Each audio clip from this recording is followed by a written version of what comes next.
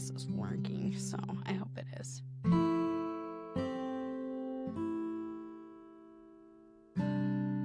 Take me to the mountains. Welcome to Unboxing Barbie, where we unpack trauma, faith reconstruction, resilience, and healing. I'm your host, Barbie Wolf, and I'd like to have a tricky conversation with you. Have you ever felt like you're standing in the middle of a deep canyon with people you know and love on either side shouting at each other? It's the feeling in the air right now, at least in the United States. A few weeks ago, a public figure dies, and overnight, he's either a martyr for the faith or a monster who got what he deserved. For many, though, the grief is real and profound. They saw a hero, a champion for their values, and their sense of loss is deep. We have to honor that pain, to see it and respect it, even if we don't share the same perspective. And if you find yourself somewhere in the middle, like I am, holding a more complicated view, well, that middle ground can feel like a very lonely place. This isn't just about politics. This is about our families, our friendships, our churches. How do we navigate a world where every event is immediately put on trial? And how do we handle it when we become the one being judged? I was wrestling with this, feeling the weight of all this division, and recently found myself in the Gospel of Luke, chapter 11. What I read there, it stopped me in my tracks.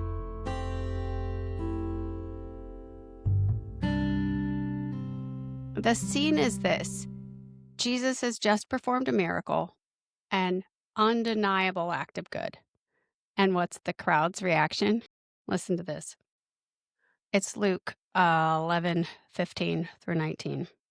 But some of them said, by Beelzebul, the prince of demons, he's driving out demons. Others tested him. Jesus knew their thoughts and said to them, any kingdom divided against itself will be ruined, and a house divided against itself will fail. But if I drive out demons by the finger of God, then the finger of God has come upon you. Now, I know I took portions out. You can go read it for yourself. I haven't taken anything out of context. So, did you catch that? Jesus does something amazing. And instantly, he's judged. He's accused of being evil. And it hit me so hard, I wrote in my Bible, it just says, it literally doesn't matter who you are, someone will judge you. And if Jesus himself couldn't escape it, why do we think we ever will? And if he warns us that a house divided against itself will fall, how do we keep our own house, our own hearts, our own faith from collapsing under the weight of all of this division? For me, the answer has been a journey of unboxing my own faith, of moving from certainty to wonder, to find a foundation strong enough to withstand this storm. And that's the journey I want to invite you on today. The map for this journey, the central image I hold, is an ancient story that comes from the East. It's that parable of the blind men and the elephant. Many of you will know it, but I'll paraphrase. The story goes that several blind men encounter an elephant for the first time. One reaches out and touches its thick, sturdy leg and declares, an elephant is a pillar, like a tree. Another gets hold of the tail and says, no, an elephant is like a rope. A third touches the trunk and says, you were both wrong. An elephant is like a great snake.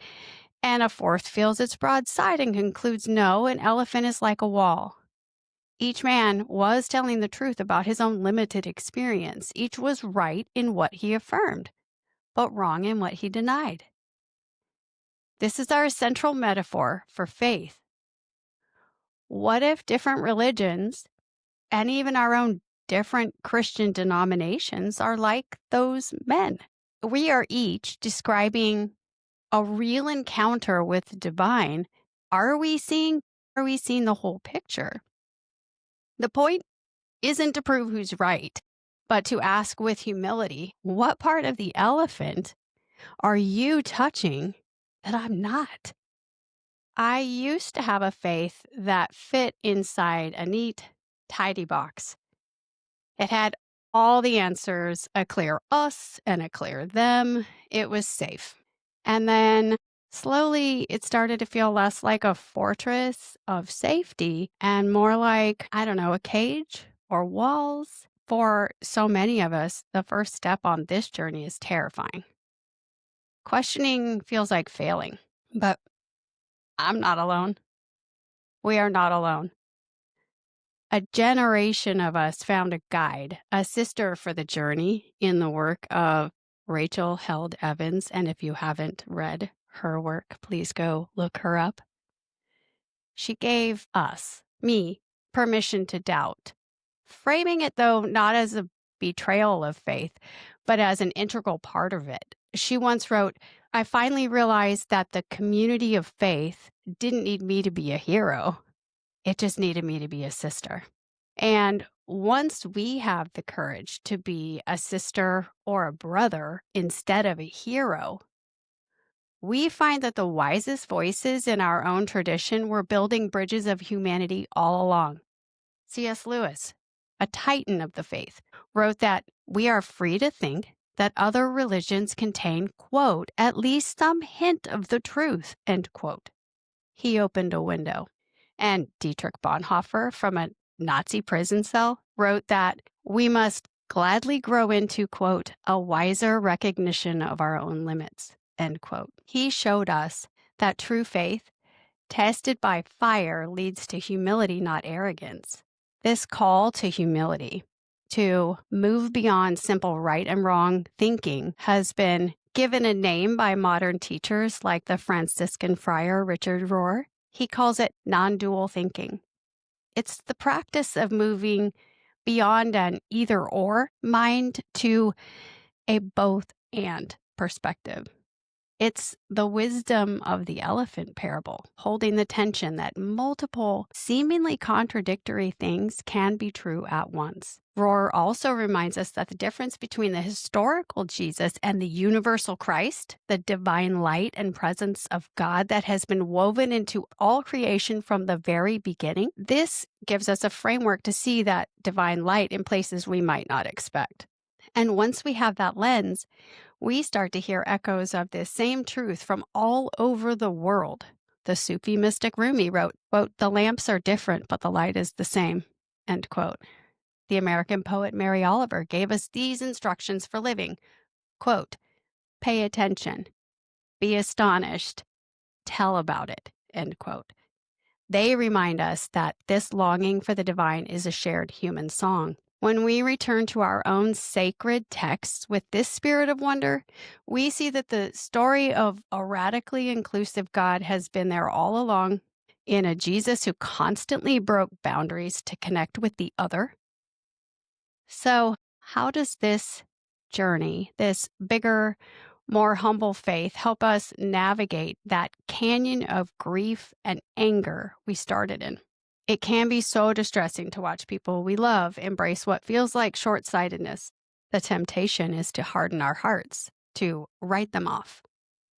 But what if that distress, that ache you feel, isn't a call to build a higher wall, but a call to find a deeper well of grace? This is the work. It's choosing to ground our relationships in today. It's doing our very best to love well today, to love ourselves, and to love the person right in front of us. Now, part of loving others well is being true to yourself. And for me, that means I have a personal boundary now, maybe for the first time. While I am committed to holding space for the grief of others, I want to and have to honor my own spiritual integrity. And for me, that means I just won't sit under the teaching of a spiritual leader who proclaims that Charlie Kirk was a martyr for the faith and represented Jesus well on this earth. I have been in debate with a lot of people I love who are giving me multiple bits of information, and I appreciate every place you guys who I love are coming at me with grace and your side, your perspective. It comes back to the elephant, right? But for my own soul, those ideas aren't in alignment with the Jesus that I read about in the Gospels. So I would have to quietly and respectfully walk out. It wouldn't be like a protest or a judgment of any heart of any person in the room. It would just be a quiet personal act of alignment. It would be me saying, for my own spiritual house to not be divided, for my own spiritual house to not be divided, for my own spiritual house to not be divided, I must choose this path.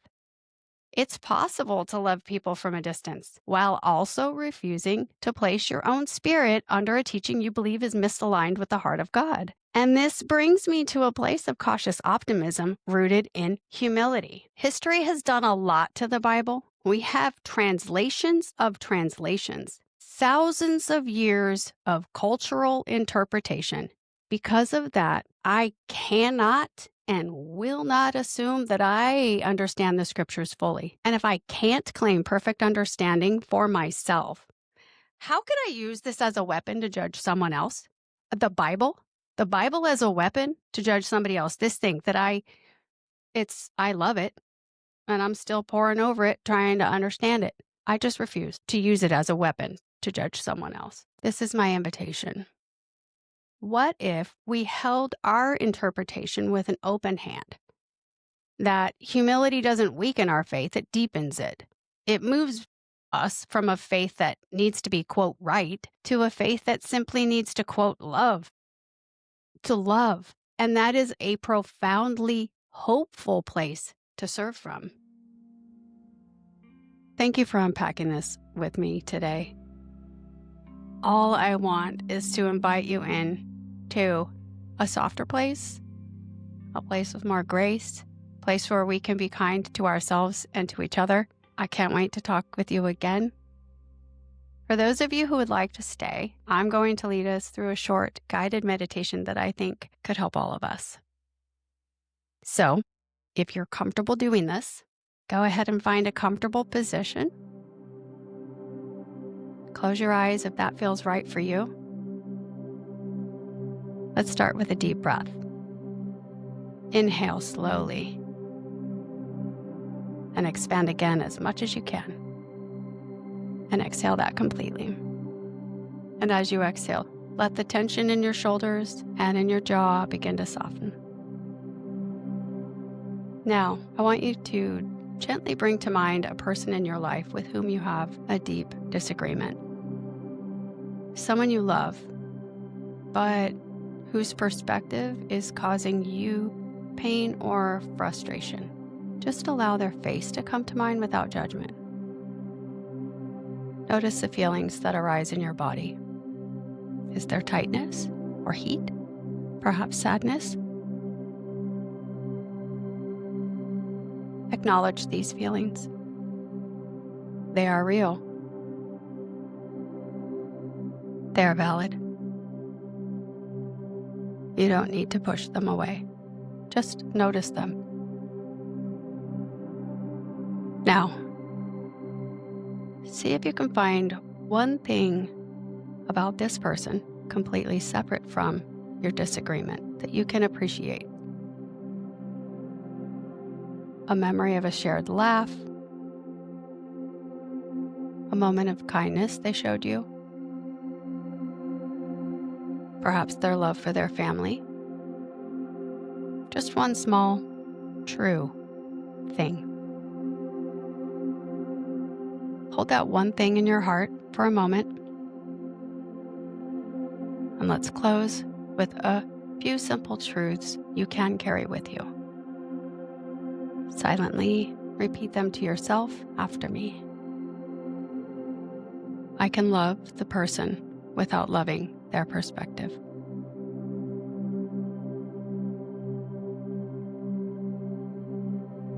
Breathe gently into your belly.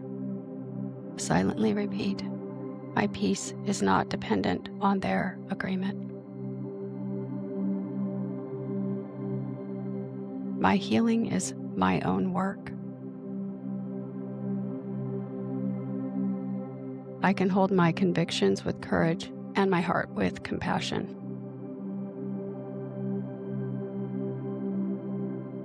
Today, I will choose love.